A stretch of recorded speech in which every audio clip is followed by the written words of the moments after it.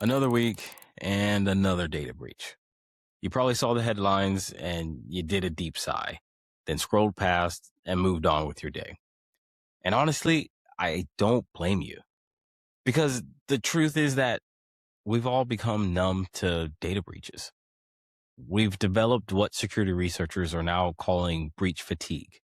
On today's episode, we're diving into what's going on with all the data leaks and breaches, and why our collective shrug at breach notifications is exactly what criminals are counting on.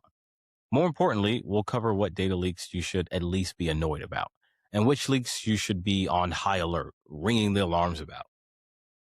But first, let me set the stage with some numbers. In 2024, more than 1.7 billion breach notification letters went out to people in the United States. Let me say that again. That's 1.7 billion notifications. The Identity Theft Resource Center did the math, and that works out to roughly 6 breach letters for every adult in the country. 6 letters per person in 1 year. The global average cost of a data breach hit $4.4 million in 2025. In the US specifically, we're looking at about $10 million per data breach. This is an all-time high for any region on the planet. And yet, nearly half of all organizations are now reporting what's being called cyber fatigue, which basically means that they've thrown their hands up and they've said, we can't keep up, we no longer care. 64% of Americans report that they've never even checked to see if they were directly affected by a data breach. Never, not once, despite probably receiving multiple letters telling them that they were compromised. I'll give you a perfect example of what I'm talking about. This is a breach that happened just a few weeks ago, and it barely made a ripple outside of the information security space. It was Christmas Day 2025, actually. A hacker going by the name of Lovely, yes, Lovely, he dumped 2.3 million Wired magazine subscriber records onto a hacking forum. The data included email addresses and display names for everyone, but for a subset of users, over 100,000 people, it included their full home addresses, their physical addresses, where they live. And that's bad. That's really bad. But I should say that not every breach deserves the same level of panic. We got to put everything in context. Let's look at some of the biggest data breaches from 2024. First, we got the National Public Data Breach, which was one of the largest and most devastating cyber incidents in recent history. But if you haven't heard of National Public Data, you're not alone. They're a data broker, and they do background checks for companies. But their breach caused nearly 3 billion records to be exposed. It affected about 170 million Americans. And this breach happened because someone at the company left a zip file on their website containing plain text usernames and passwords to their database. It was just sitting there. This is like leaving your house keys taped to your front door. And then there was the Ticketmaster breach, which leaked 560 million customers' data, including names, addresses, phone numbers, and credit card information. The Shiny Hunters hacking group sold the information for $500,000, which is honestly a bargain for that amount of personal data. AT&T got hit twice that year, once in March with 73 million customer records being leaked, and again through the Snowflake breach, which leaked the phone calls and text records of 110 million people. That's a lot of leaked data.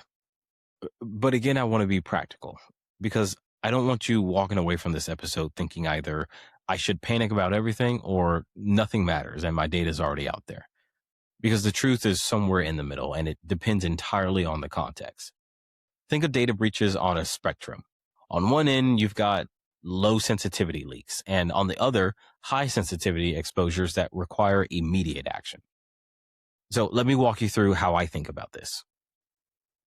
Let's say Walmart gets breached and your name shows up as a customer. Your name and your email are out there. Is this ideal? No. Should you lose sleep over this? Probably not. Because being a Walmart customer tells criminals almost nothing useful. You bought some stuff at a store that everyone shops at. There's nothing to be inferred or drawn from this.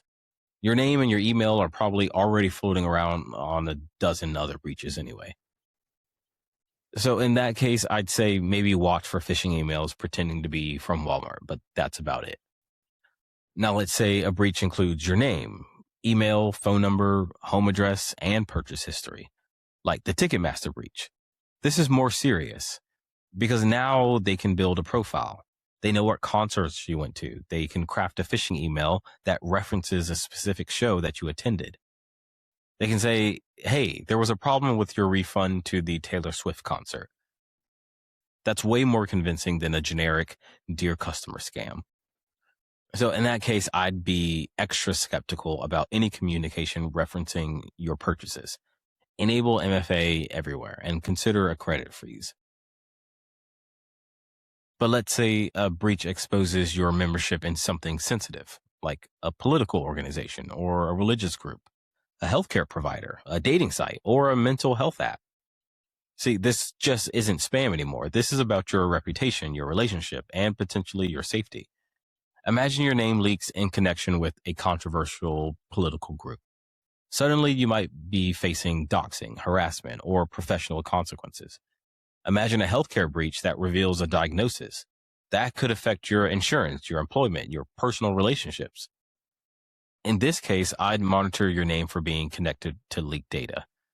Consider identity monitoring services. If the breach involves truly sensitive information, consult with a professional about your options. And the worst case scenario is a breach that exposes enough information to steal your identity wholesale. With this, I'm talking about your social security number, your date of birth, and full address. This is what happened with the National Public Data case. 170 million Americans with their complete identity profiles exposed. With this case, you absolutely have to freeze your credit immediately. File an IRS identity protection PIN and monitor your credit reports obsessively. See, here's something most people don't think about. Your data from one breach might be worthless, but your data aggregated across multiple breaches is gold. See, one breach leaks your email, another leaks your phone number, and then a third leaks your address. The fourth leaks your employer, and fifth leaks your purchase history. Individually, all of that is kind of useless. But criminals don't work with individual breaches anymore. They aggregate. There are criminal data brokers on the dark web who specialize in exactly this. They buy leaked data sets and then match records by email addresses or phone numbers. And then they build a comprehensive profile. Your name, every address you've lived at for the past 30 years, your relatives' names, your employer, your medical history, your dating preference, your political donations. They could trace entire family trees through leaked data sets. And all of this gets packaged up and sold to anyone willing to pay. I think a lot of people underestimate just how valuable this data is. Maybe because they don't understand how it gets used.